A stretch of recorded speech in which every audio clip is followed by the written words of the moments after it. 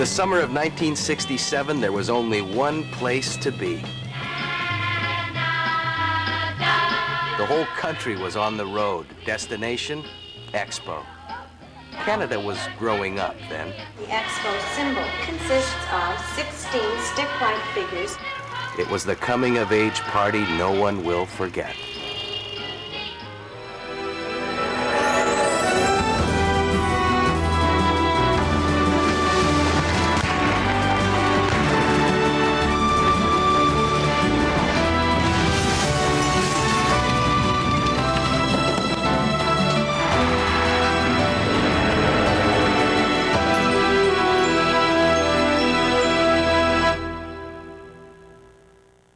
Good evening. I'm Mark Starovich with a story that defined a generation, the legendary summer of Expo 67 in Montreal.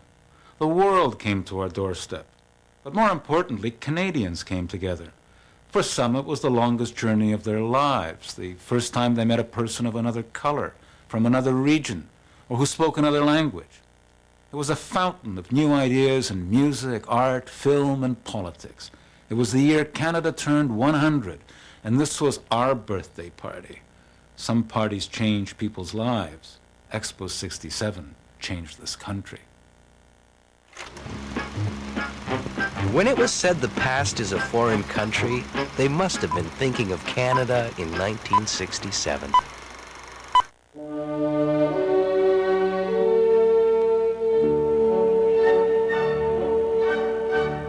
Expo 67 was a moment in the futuristic imagination of the 60s.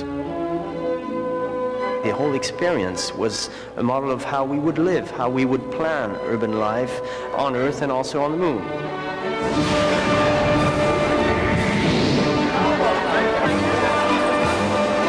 The occasion was a giant bash for the country's 100th birthday. It was called Expo 67.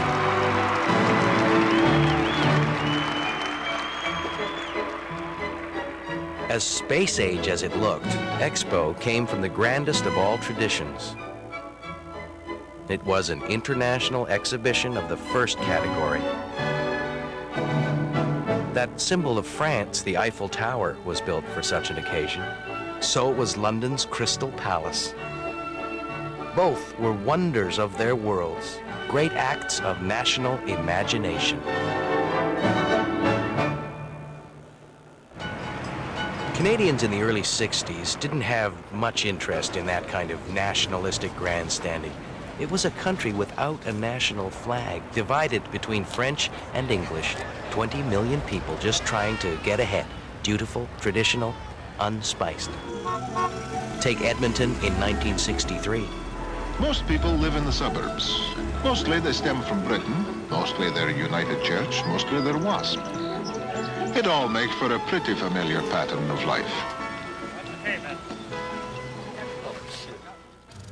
Meat and Potatoes Canada was the Canada of the people, born in the 1920s, after the First World War, people who'd gone through the Depression, people who'd fought the Second World War, and were determined to make a better life for themselves, for their children, where what the bishop and the priest said was what we had to do, and where there were social sanctions to make sure that we stayed in line.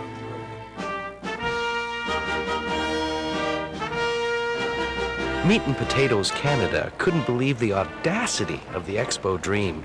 Montreal's mayor, Jean Drapeau, announced his plan for the site on the banks of the St. Lawrence River. Canada was going to become just a little bigger with the construction of artificial islands in the middle of the St. Lawrence. Prime Minister Lester Pearson, behind that sunny smile, thought it was one of the silliest ideas he'd heard. With under 4 years to build Expo, that was the general view. The press said that it was a Jean Drapeau folly, that it was a bone thrown to Quebec. It rained, that sort of thing. My name is Yves Jasmin, and I was Director of Public Relations at Expo 67. The press was generally hostile. The old rivalry of Toronto-Montreal, of course, appeared, reared its ugly head. To call it Expo makes it very French. And we had articles in the press saying that, you know, it looks like a new brand of cigarette or it's idiotic. The symbol is, of course, absurd. My God, it's not Canadian. There's no flag. There's no maple leaf. There's no beaver. My first objective I gave myself was to convince Canadians that what an exhibition was, what an expo was, and how it worked, and how it would benefit Canada. And it was not a national catastrophe. No, it wasn't. In fact, the scale and ambition of what was being built here would change Canada forever. But they didn't know that when they started. My name is Paul Brake, and I can remember the frustrations for things that were going very badly, and the thrill when they all started to work. In 1964, we're working without a site. It's in the middle of the river, but it was still underwater, like the islands hadn't begun to magically appear. So we decided to take the site and we made it into maps, which we showed constantly. In the beginning, Expo was 10% engineering and 90% marketing. It's going to be an opportunity to take a look at the future. Director of Operations Philippe de Gaspé-Beaubien became Expo's premier pitchman. There's going to be restaurants at night. There's going to be games and songs. There's going to be water shows. There's going to be fireworks. And I think we have a good chance to having one of the most unique and successful exhibitions in the history of the world. Expo started to rise like a fairy story out of this river. And that was very exciting for people to go and look at.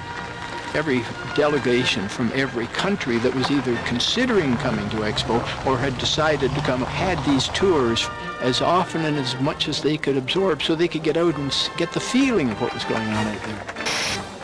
The delegation, led by Dmitry Polyansky, the first deputy chairman of the Council of the Soviet Union, spent some time at the Soviet Pavilion. In the mid-60s, the Soviet Union was alien, dark, dangerous, and it was coming to Expo. He added, it will bind our countries closer together. There was an enormous anti-Russian sentiment. I got hate letters. I got, I'm going to come up and kill you letters that would come to me that my mail was being read by the RCMP. This was the Cold War, and the USSR was putting up a huge building, a bazooka shot away from the huge American one across the river. Oh boy. We wanted to intrigue the American public, and we ran a full-page ad in Life magazine, and we showed a picture of the USSR pavilion being built. Look what the Russians are building just 40 miles from the USA. As an American, you should look into it. It was a very shocking ad, and it worked very well. I'd like to introduce Mayor Jean Drapeau of Montreal, who's here tonight. Let's have a fine... And then the master of ceremonies to all America gave Expo his blessing. Incidentally, Mayor Drapeau in Montreal will play host to 70 nations at Montreal's exposition in 1967, so we'll be up there to see you, Mr. Mayor. We had great breaks. We get a phone call from Macy's. He said, we'd like to devote part of the 7th floor to Expo 67. Oh, this is great. Can you lend us some maquettes of pavilions? Oh, yes, we can do that. We made a three-dimensional site, actual site model, which was about 20 by 40 feet. It came in giant pieces. We took the model down to New York City for 6 weeks. I think it was held over for 6 or 8 more weeks. Drew huge lineups. Right there in Macy's, Time Travel, a guide to the dazzling future. Expo would show you Habitat by the young Canadian architect Moshe Safdie, a mock-up of life half a century ahead. And there would be science and art and magic and music and food and drink from 70 countries. We started moving it around. We actually had other smaller ones made. They came to the 2 huge Canadian department stores in Toronto, and then they moved right across the country to Simpsons and Eaton's. It made a dream look like it might become a reality. Some guy said that it's all very highbrow.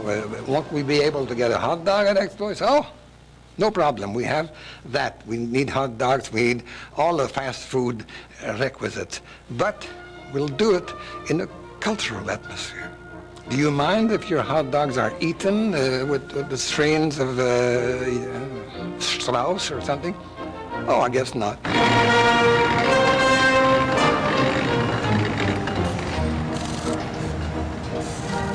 But would Expo be ready? The foundations are in, the islands are above water. Now let's get to work on 51 miles of roads and paths, 27 bridges, 847 buildings, endless vats of concrete and paint and plaster. It looked absurd, impossible. But the CBC was keen. It asked Gordon Lightfoot to carry a guitar around the site and sing about it. But now the seeds are planted and the gates are open wide. The old ways are forgotten, there's no place left to hide. And the legacy I'm leaving you's not very hard to find. You'll see it all around you at this crossroads of time. In the sweet soil it's a-growing at the crossroads of time.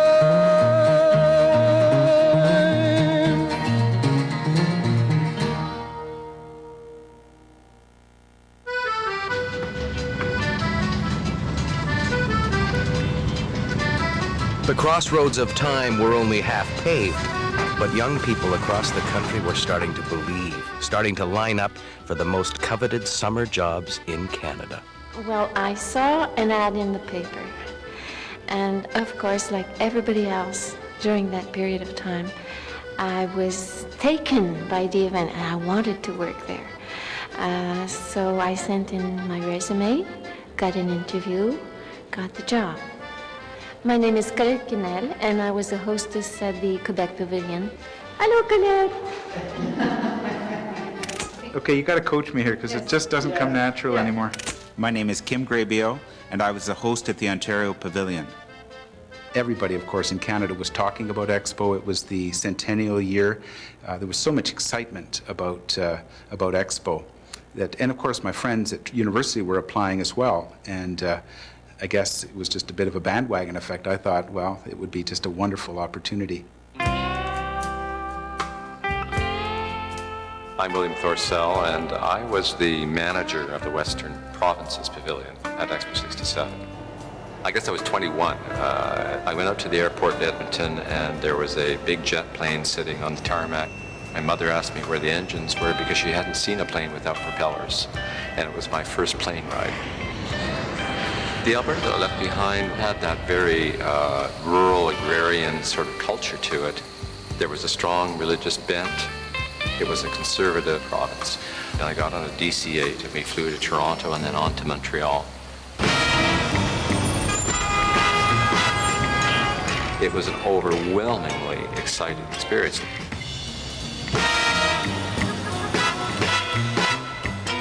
You saw a city, a Canadian city, that you couldn't have imagined could exist in Canada. You'd never seen a city like that before, anywhere.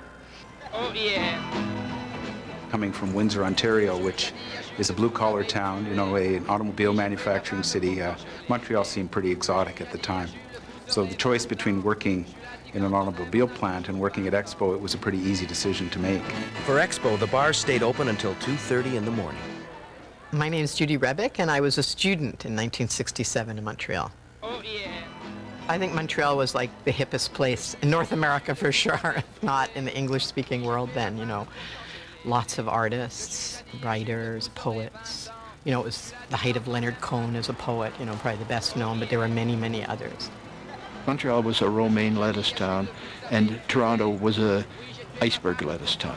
Montreal also had this very, very strange and exotic overlay of being another country and another language. You know, it was an exciting time, artistically speaking and politically speaking. The United States was going through a very dark period. The war in Vietnam, and they were having racial problems and city problems.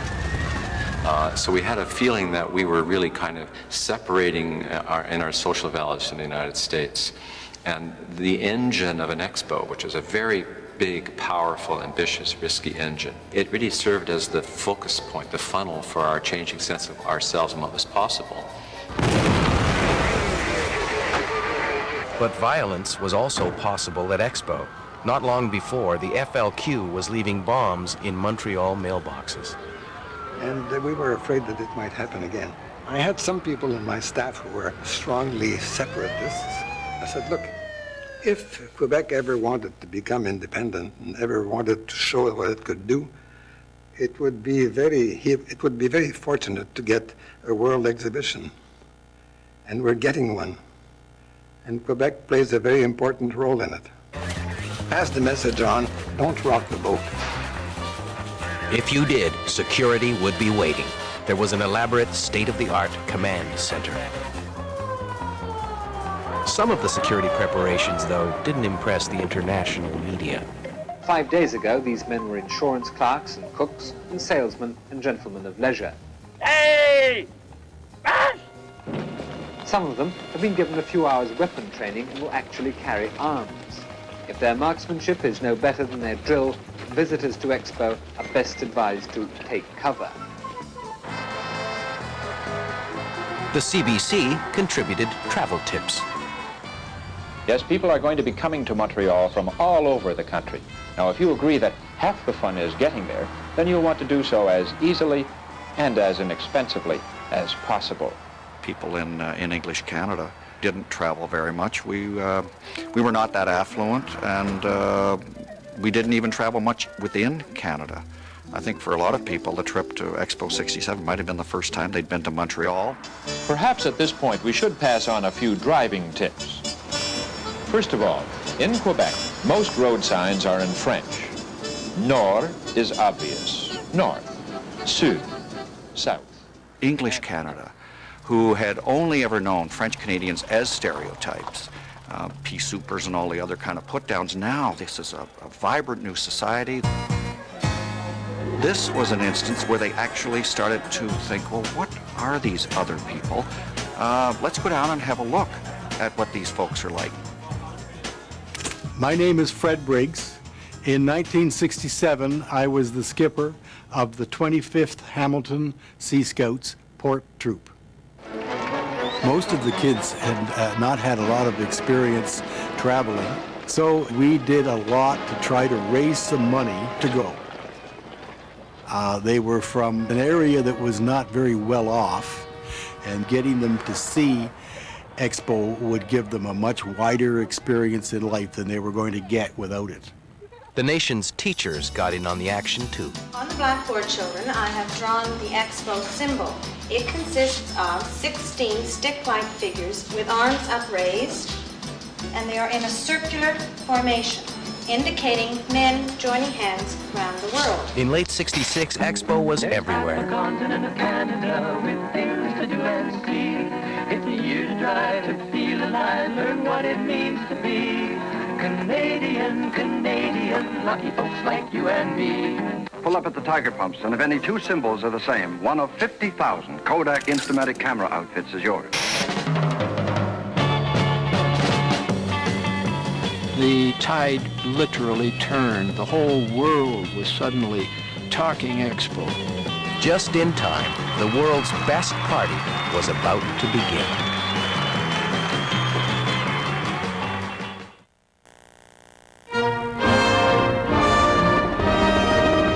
Spring 1967. It's only days away now. It's only hours. The mood has gone from, is it going to succeed, to, we can't wait.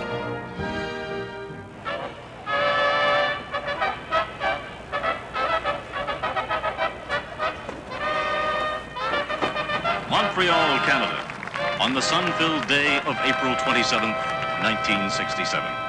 À Monsieur Pearson qui allume.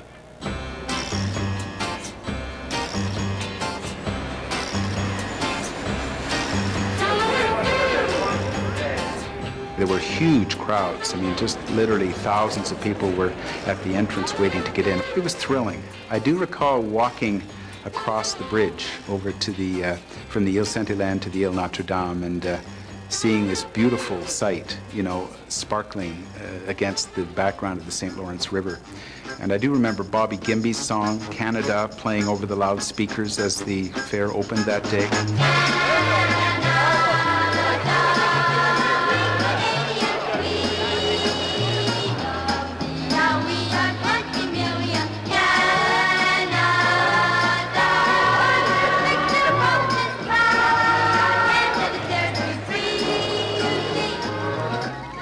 3 days after the opening of Expo, we had a crowd of 525,000 people on the site.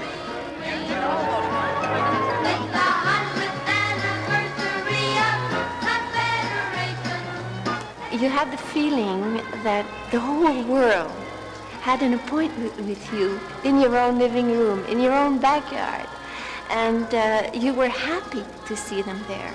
I felt an immense sense of pride, and magic was in the air.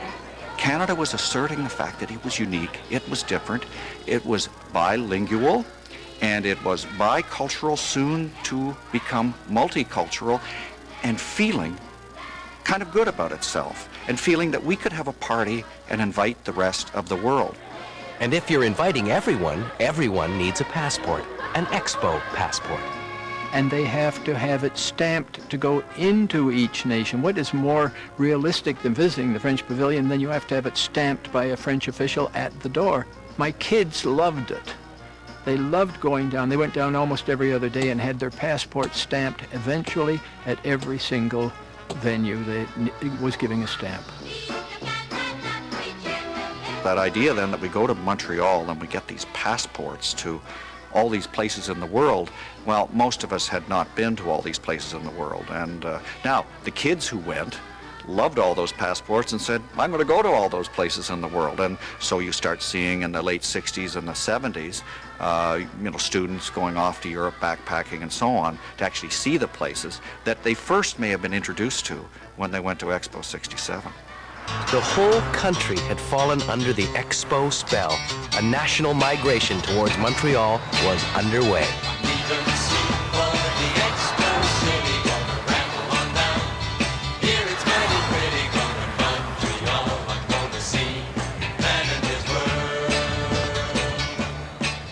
The bulk of travelers will go by train, and Canadian National warns that reservations should be made 2 weeks ahead. Air Canada is adding 5 extra flights a day and more if needed to handle the overflow. Someone, again, had this wonderful idea of bringing in all these high school and amateur groups from all over the country. They had to come at their own expense, but they had 3 years to raise the money and come over. And then when they came, like the marching band from Cologne or wherever it might be, so did all the marching band's mums, dads, and grandparents, and uncles, and friends. This land is your land, this land is my land. And away we went in the convertible, and I remember the boys in the back huddling down on the floor and holding their hats on, so the wind didn't blow them away. Canadians became aware of Canada in a sense that they had never been aware before. The enormity of it. I mean, the Vancouver people suddenly realized that between Vancouver and the East Coast, there are 4,500 miles with thousands of other Canadians in them, and vice versa. This land was made for you and me. We went to Ottawa. We toured Parliament buildings. We went and saw the Rideau Canal. Took a boat ride down the Ottawa River, and then we went to Montreal. This land was made for you and me. 50 million people, 2.5 times the population of Canada. 50 million people came to the new Magic Islands, so those islands had to be perfect. I think it's end of May, beginning of June. There are shadflies. They're little pesky little things, harmless, but there were zillions of them. So we poured hundreds or thousands of gallons of DDT in the river, killing zillions of shadflies, birds and fish. But we didn't have shadflies in 1967. Now it can be told, but we couldn't tell it then. Un jour, quand tu viendras, nous t'en ferons voir de grands espaces. At a guess, the Expo visitor spends half his time in queues, 1 quarter actually looking at things, and the other quarter getting from place to place. I remember long lineups. I think people were actually amusing us as we were standing in these very long lineups. We didn't really mind because, you know, in front of you was somebody from Alberta who you were talking to, somebody behind you from Rimouski who you would talk to in your high school French.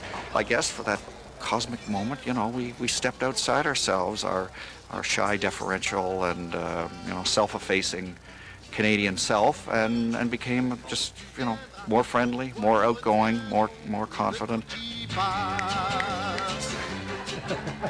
I'm Courtney Milne. I'm from Saskatoon. In '67, I was working as a psychologist.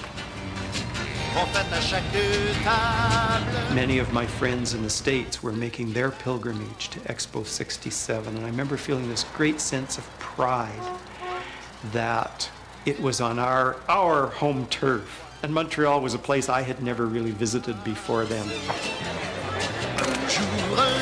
American visitors, visitors from anywhere, were in for a surprise. My name is Eckhard Kries, I'm from Germany, and my wife's name is Christa Kries.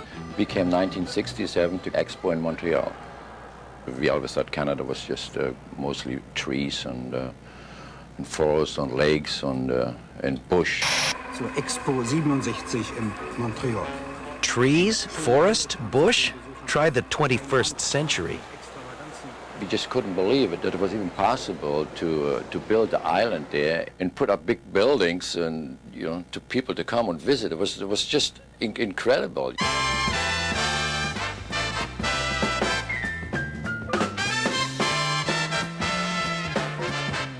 One thing Canadians loved, and they just couldn't get enough of, was the adulation of foreign countries coming and saying, like, this is the greatest thing I've ever been to.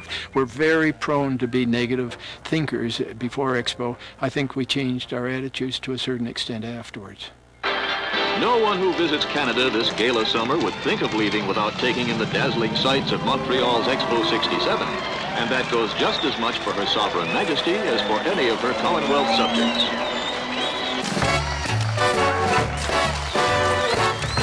Expo was just the talk of the world. People were coming from all over, and it was just a dream come true to be on that site. You wouldn't believe who would come to Expo.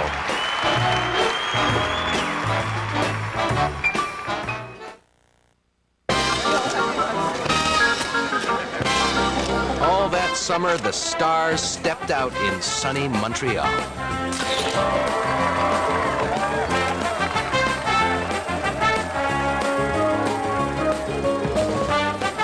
The high, the mighty, the talented, the beautiful, and musical royalty like Duke Ellington, and it wasn't just establishment stars. The good thing was that it did bring visitors from the underground and state. Like San Francisco's Jefferson Airplane, they played Toronto for money, and then they played Montreal for fun. Part of the philosophy at the time was that they wouldn't stay in hotels. They had lots of money, but they wanted to crash with, you know, people like them. And then they got a VIP tour of Expo, so I figured, oh, I'll go with them because then I don't have to wait in line, you know. But like they were so crazy, they were tripping on acid all the time. By the time we got down to Dorchester Street, I got off the bus. I thought, I can't handle this at all. I remember hosting a number of Russian visitors. One of the Russian cosmonauts one afternoon. I hosted several ballerinas from the Bolshoi Ballet. And these people, of course, were internationally recognized, and I was just a 19-year-old from Ontario. It was a humbling experience. The amateur groups that came from British Columbia and Manitoba and Ontario and the Maritimes and the North Shore of Montreal, they were given a performing rush at that moment in their lives that they probably would never have again. And it was all happening to them, and grandmother wouldn't believe it. Now, here he is from Expo Theater, Ed Sullivan. The new world on the Magic Islands was full of things grandmother wouldn't believe. Bonsoir, mesdames et messieurs.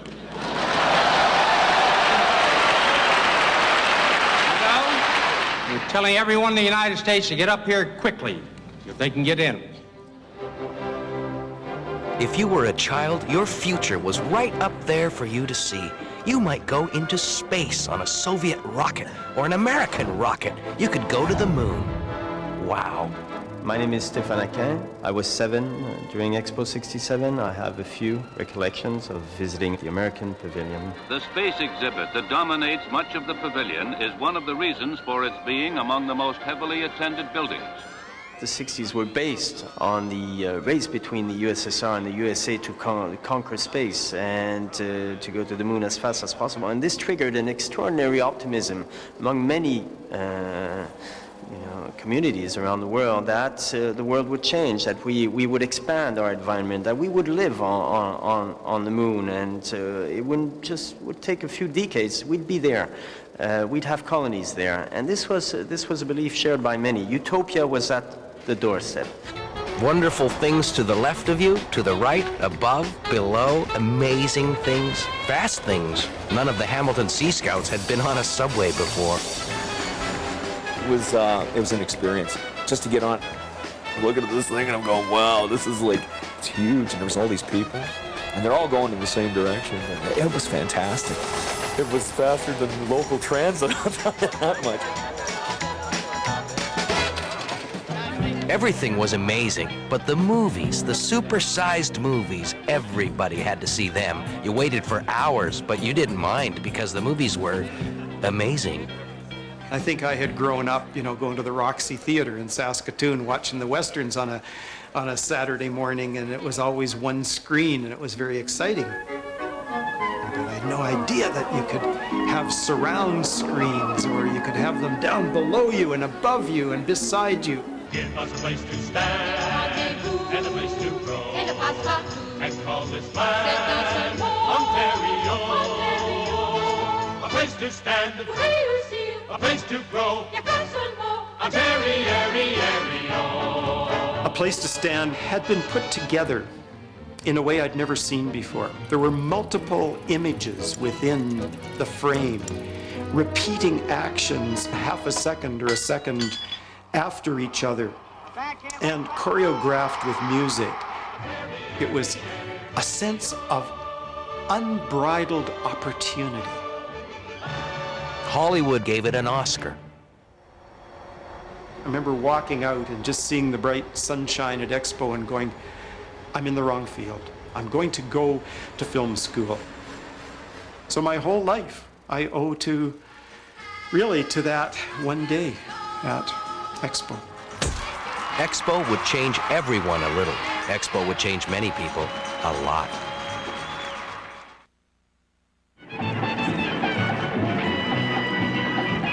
That summer, Montreal was the global village. Expo 67 is an immense party bringing together people from all over the world around a single consciousness, a moment of consciousness.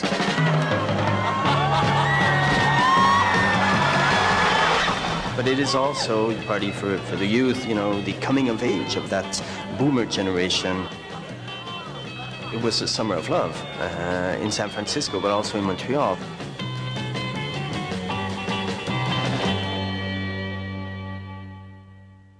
Let's be clear. That summer's love did not extend to protesters.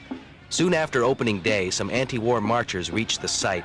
Demonstrations were immediately banned around Expo. The penalty, 60 days in jail or a $100 fine. The cops in Montreal at the time were just awful. We hated Drapeau because, after all, the cops were under Drapeau.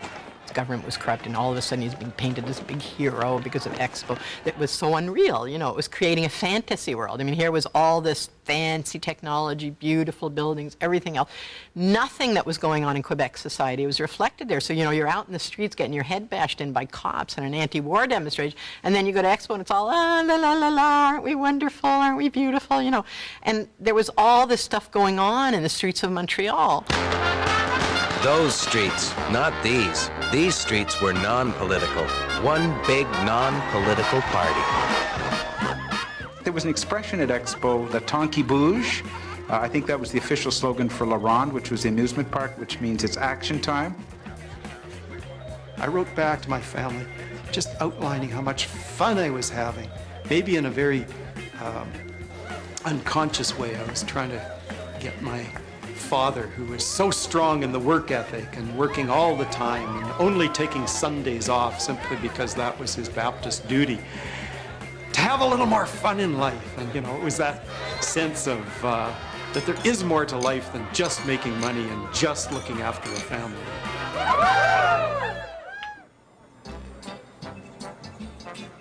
TV set at that time was moving from black and white to color, just as Canada was moving from black and white to the color, to the openness to the other, to other ways of, to other tastes, to other flavors, other cultures, other religions, the movement to an eclecticism that would define, of course, the Canada in the last, come to define Canada in the last 30 years.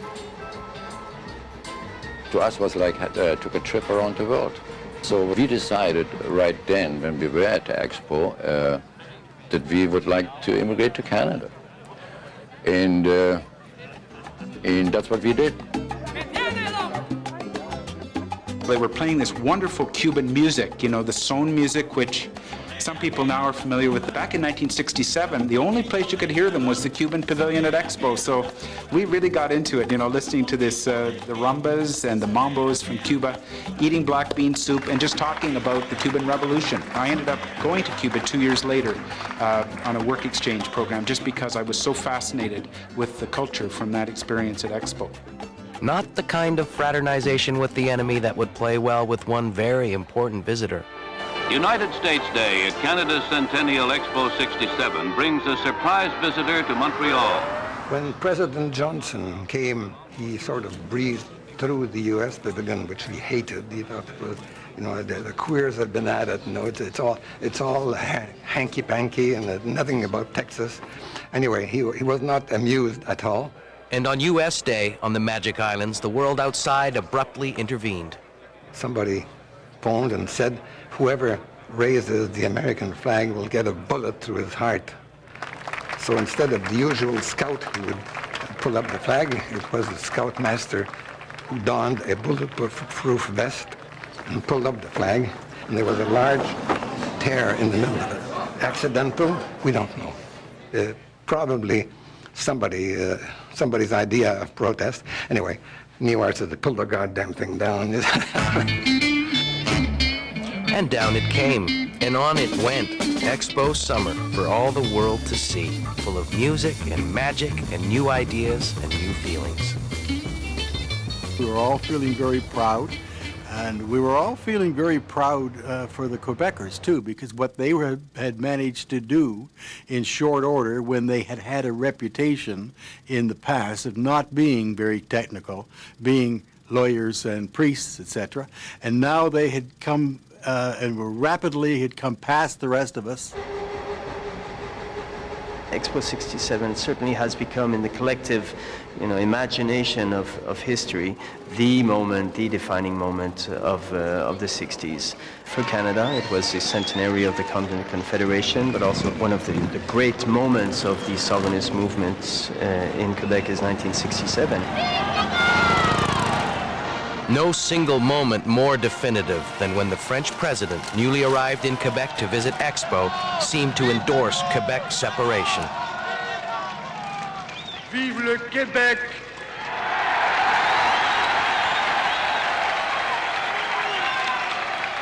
Vive le Québec libre!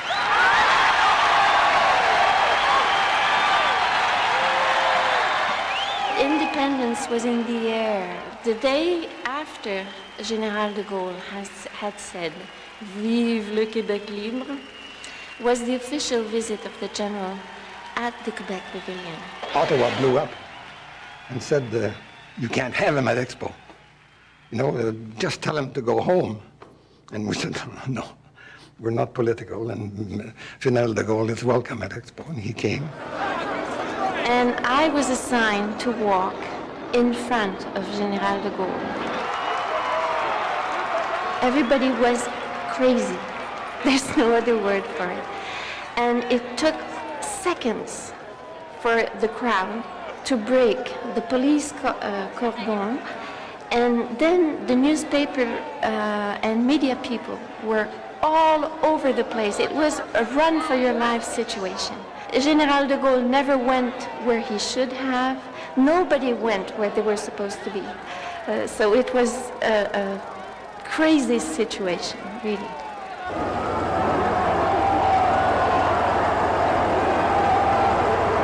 some people think Expo was a turning point in Canada. I think this was, a time in Quebec of incredible developments, incredible energy, incredible creativity.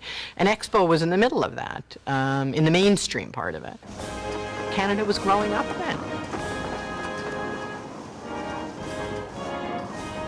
October 1967, cold wind, autumn turning towards winter, party's over. 50 million people come and now gone. Of course, there were speeches.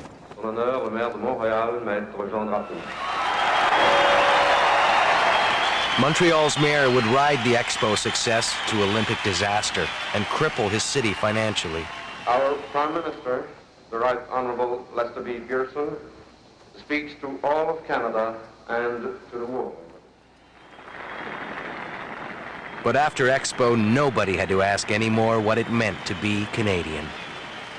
We have discovered that we do have a character and a quality of our own, rich and diverse, but Canadian.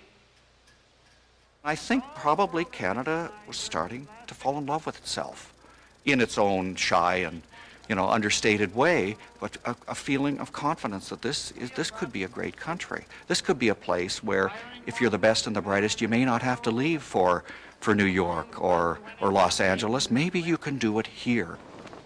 And every one of the more than 50 million of people who have moved across these grounds has become more conscious of our global neighborhood, of the fact that every man on this planet is linked to every other man.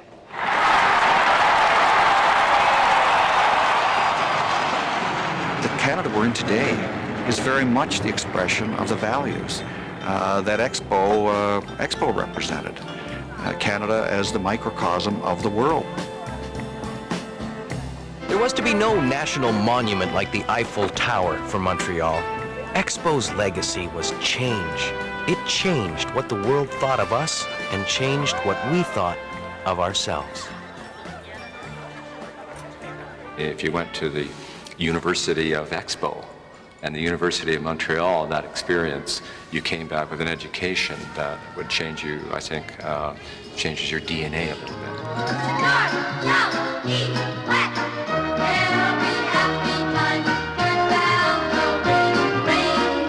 Thousands of people all over North America and the world have their Expo passports tucked away, and they will only come to light when they die at the age of 93 or something, and someone says, what on earth was this?